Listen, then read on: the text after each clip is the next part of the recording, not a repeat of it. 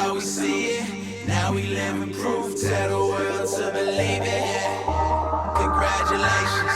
Thank God. 27. How cool is that? We have made it this far. You are so close to the end of everything. And what's amazing about this is that you've made this journey, and I'm very proud of you guys for doing that. So today I want to talk to you about what learn from me means to me.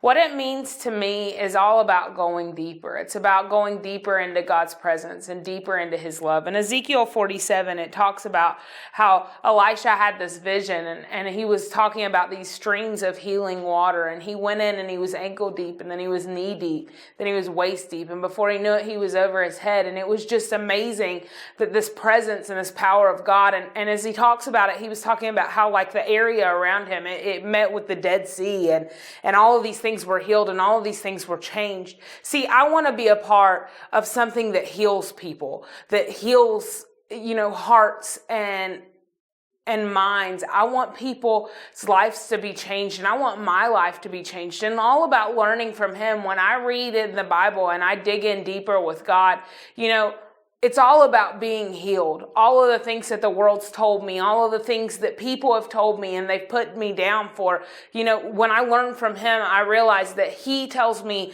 something completely different. He tells me a completely different story. There was one point in my life, I am the most non-competitive, exciting person you would ever meet in your life. I know you're really shocked.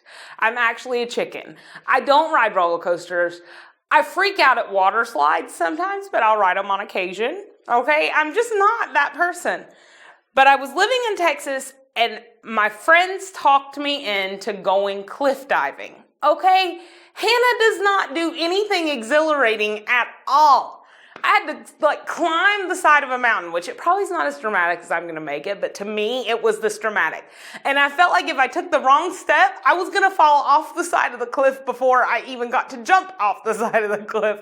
And that was an issue. I'm on this narrow path. It was death, okay? I felt like I was going to die. Well, I get there, and my friends are freaking out, looking over the edge. They're like, oh, God. And I'm like, okay. So they take the jump. And they're like, come on, Hannah. And I was like, oh, I can't be a chicken here. I can't do it. So I took off. It was a 50-foot cliff, and I just jumped off. It was one of the most exhilarating moments of my life ever, because I decided to take a dive, and I decided to do something that I would never have done before that. And the whole thing about learning from God is you're taking a dive. You're taking a jump off of what the world's already told you, and you're going to find something completely new at the bottom, completely fresh. And the thing is, you've got to make the step, and you've got to jump off. So as we're ending this series, I just want to encourage you that even though the devotionals aren't going to be here every day, and even though we're not going to be having this series, keep jumping, keep diving, keep running after God.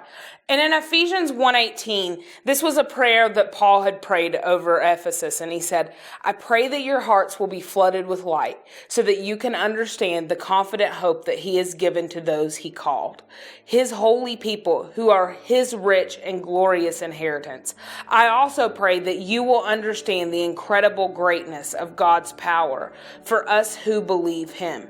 This is the same mighty power that raised Christ from the dead and seated him in the place of honor at God's right hand in the heavenly realms. I pray that over you guys. And I hope that even as this series is ending out, that you continue to learn from him, continue to dig in, and continue to dive.